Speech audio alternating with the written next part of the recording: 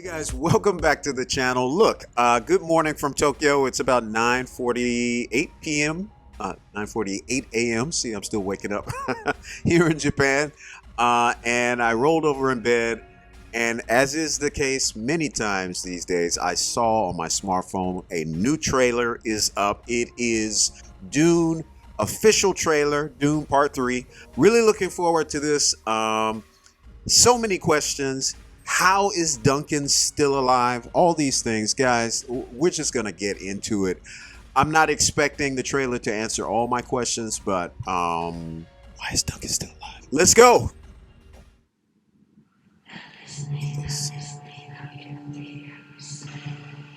I trusted you.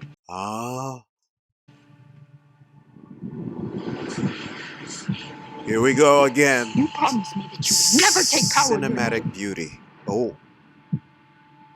You convinced me that this was your home. That I was your home. Beautiful. What do you know about me? Whoa, look at him. He looks battle hardened, rough. You have conquered the galaxy. You've destroyed thousands of worlds. Oh my God. What are your thoughts on Thousands that? of worlds. I think you're way beyond redemption.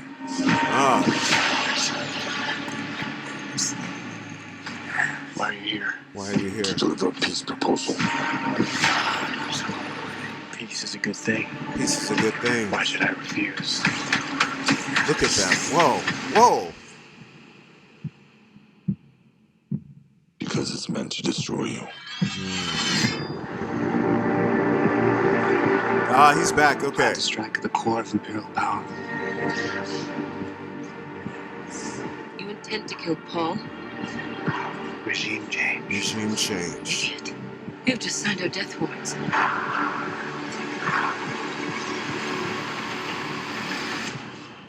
I found someone.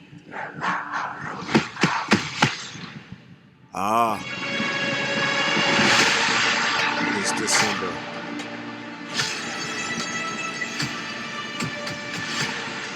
This is beautiful Future has a way. and bold filmmaking. To me. I can't see what's ahead. How does it feel to be human like everyone else, Paul Atreides?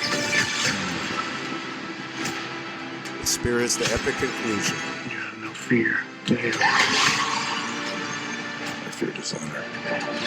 You sound like an Atreides. I've been told I was one.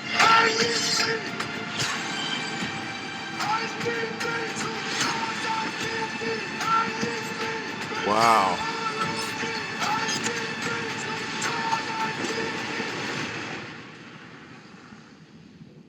Forgive me for Oh. all I've done.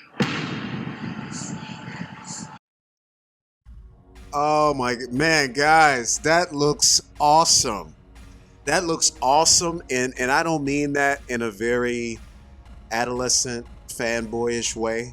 Not hating on any fanboys, but what I mean is it looks awesome in that, yes, it looks cool, okay? Great action scenes, all of that.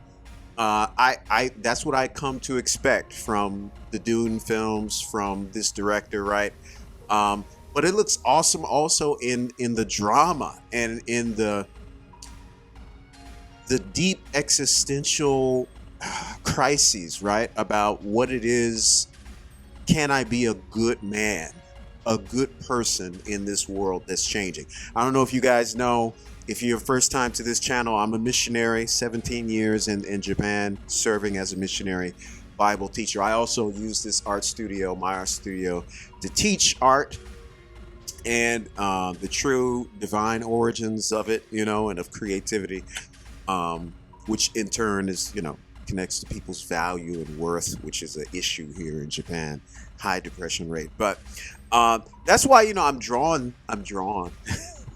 sorry, I'm drawn to these kind of things, these topics in this series. Okay, if you watch my other reactions to the other Dune films, they're on this channel. Check them out. There was a lot to talk about, a lot to unpack. People had in the comments had so many amazing insights to drop about the Dune story and its religious and spiritual underpinnings. And some people, we had great conversations in the comments. There were a few people that came at me with their Dune weapons blazing.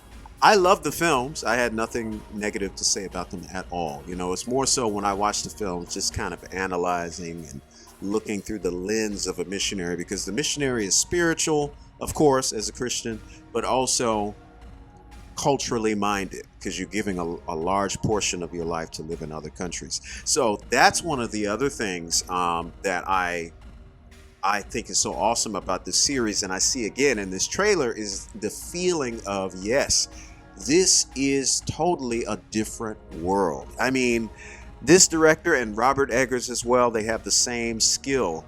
In Robert Eggers a little bit more, because that's what he's focused on, of trying to recreate a feel and a time of a different place through dialect and through period detail, and in this case, in the future. This looks like the future, but it looks like a future that I have never seen before portrayed in media and in books, right? Like, it just looks so alien. It looks, I know that sounds like, okay, that's a no-brainer, but it really does look alien. A lot of films, when they do alien cultures or the far future, it still has traces of what I'm familiar with in this world. I remember I joked about this before, like, Independence Day, and the aliens had, like, I don't know, it looked like they had Windows XP or Windows the keyboards and on their ship. I was like, huh? Like, I don't think it would look like that. A different society for thousands of years have evolved in a different way, right? And even in Earth's history, that's why I love Eggers' films. If you look at Nosferatu and you see just from 400 years ago on Earth, in our timeline, the type of cultures that people had. I know people were really jumping on why did Count Orlok the vampire have the bald head with the bright shock of red hair, here, and thick mustache, and and I know that kind of, they feel it steps on the classic image of Nosferatu from the 1920s. But if you do your research and going back to that time period, which Eggers did, which I did, when I did my reaction to his movie on my channel, also watch it and broke it down, that is the way that boyars and 16th century Transylvanian, Romanian royalty, that was the style and the fashion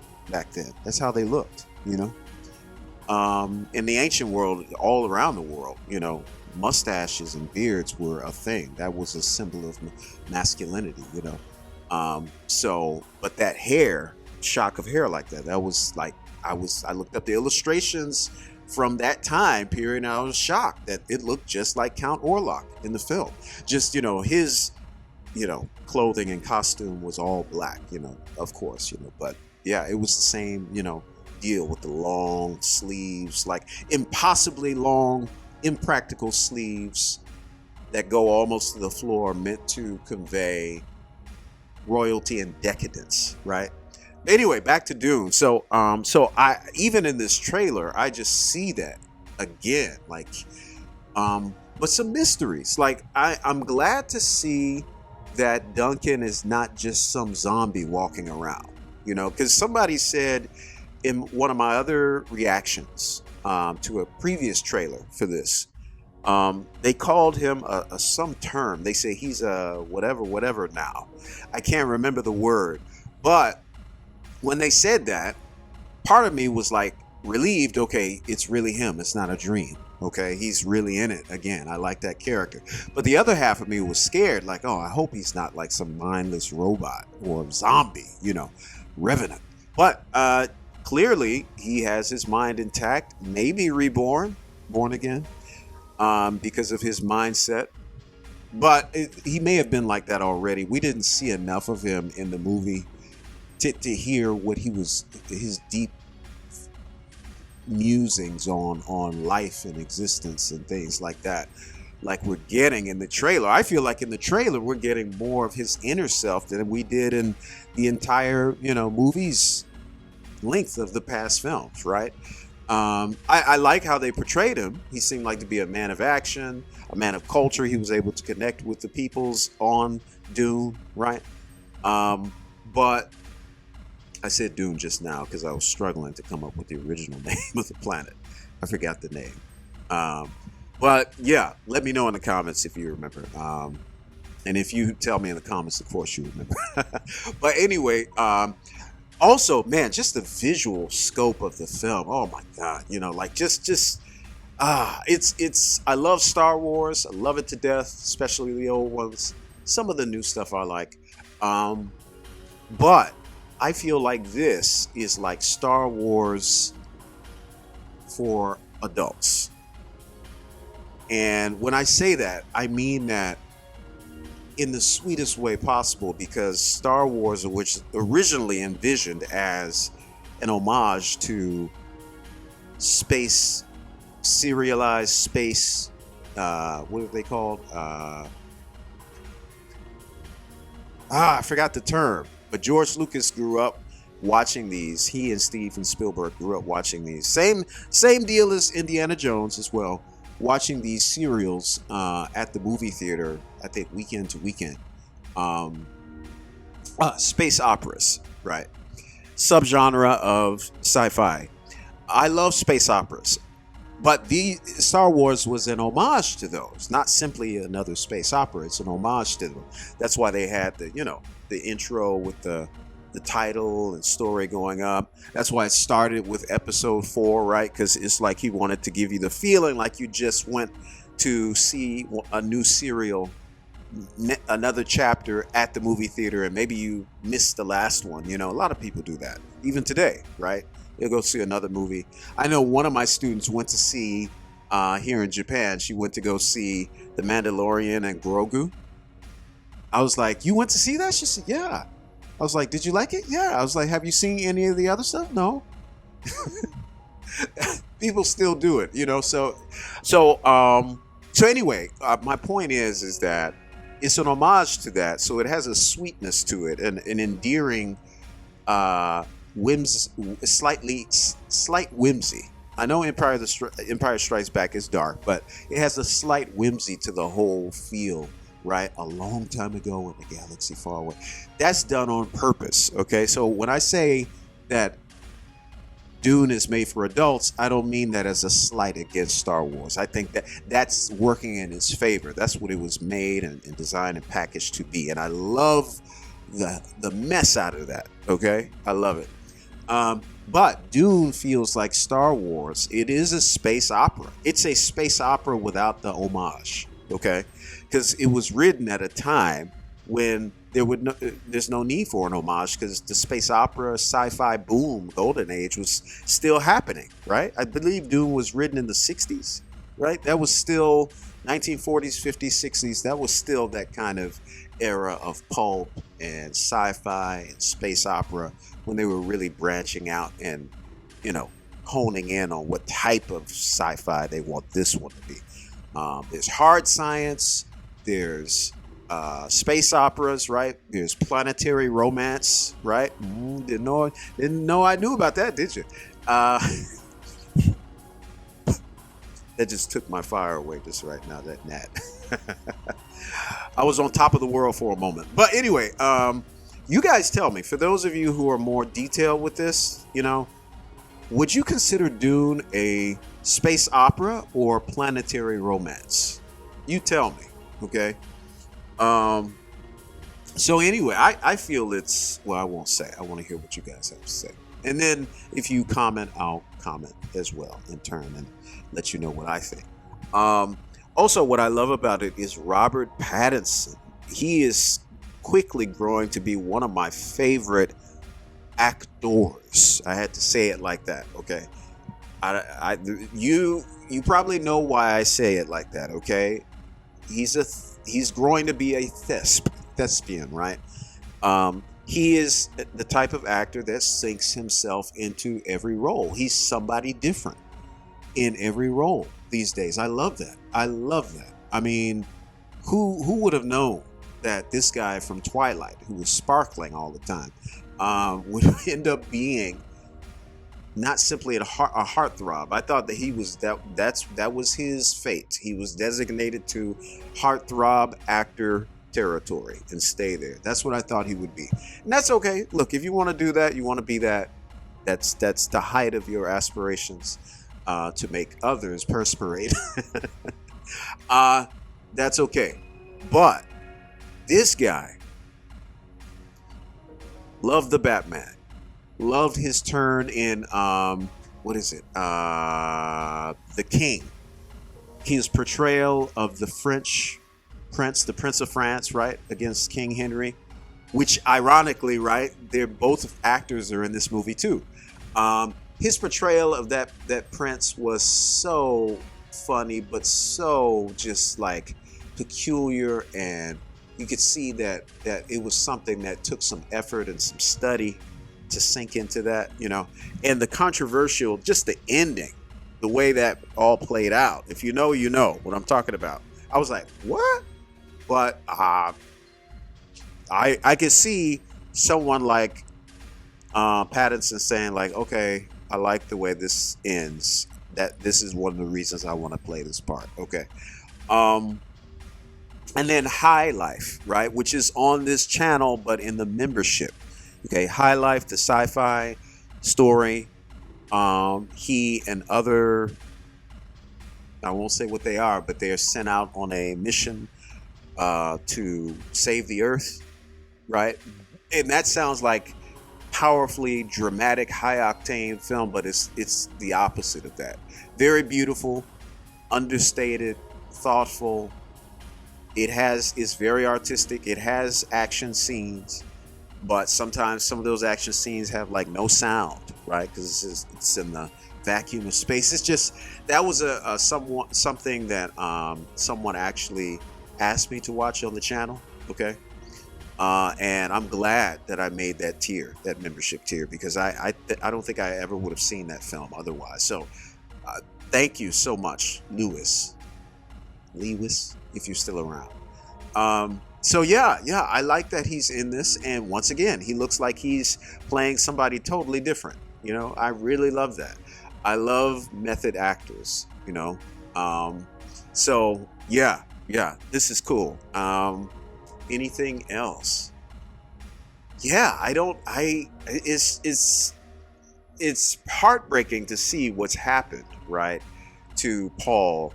And one of the themes of the story I've been told, and I saw it coming out, right, in the other movies, is the danger of religious fanaticism. Okay.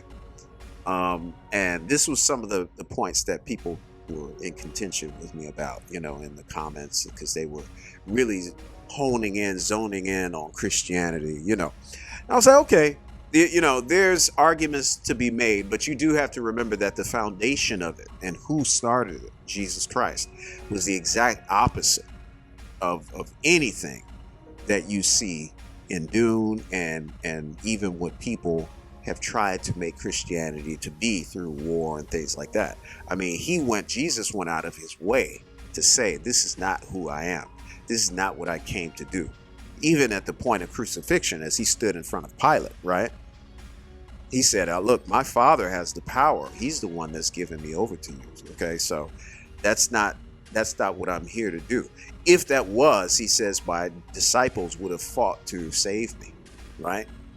So Jesus came riding into Jerusalem on Palm Sunday when they had the palms waving, welcoming him in. Hosanna means save us, right? They weren't talking about from their sins, because they didn't know that. That's what he came to actually die for, to save the world from, not war, conquest. He was going for the source of such things in humans' hearts, right? That breeds that, which is, I know, is the better goal, right? I mean, because how many people go to the hospital to over and over again get medicine just for symptoms, when the doctor is like, I know what's wrong with you. I have the vaccine for that. Oh, no, I don't want the vaccine. Just can you give me something for my cough and something else for my runny nose? Like, no. I have the cure. Okay. So that's what Jesus came to do. But when they were saying Hosanna, they meant save us from the Roman occupation, right? But he came riding on a donkey, which in ancient Middle Eastern culture was a symbol of humility, right? That this is a king that you can trust. He has your best interests in mind. He cares for you. He loves you. And in this case, he, the creator of the universe, God in flesh. So, but what has been done in the name of Christ years later, and that's a deep conversation. People don't want to spend time trying to separate that, right? Because humans, we love extremes. We love extremes, love or hate. We don't like to sort through. That takes time. We want to ride the emotion wave. Anyway, back to Dune. This is what I do here in Japan as a missionary. So, but I love the trailer. I can't wait for this film. It's gonna be awesome. It's gonna be awesome. So, guys, you give me your thoughts. What do you think about it? What do you think about this trailer? What do you think about this movie? Is this going to be a fitting piece to end the trilogy, as they say, the thrilling conclusion? Do you want to see it continue? Because there are other books I've heard in the Dune series, right, that are even not about Paul, I believe, right? Let me know in the comments. Anyway, God bless you wherever you are in the world, and I'll see you next time on the sofa.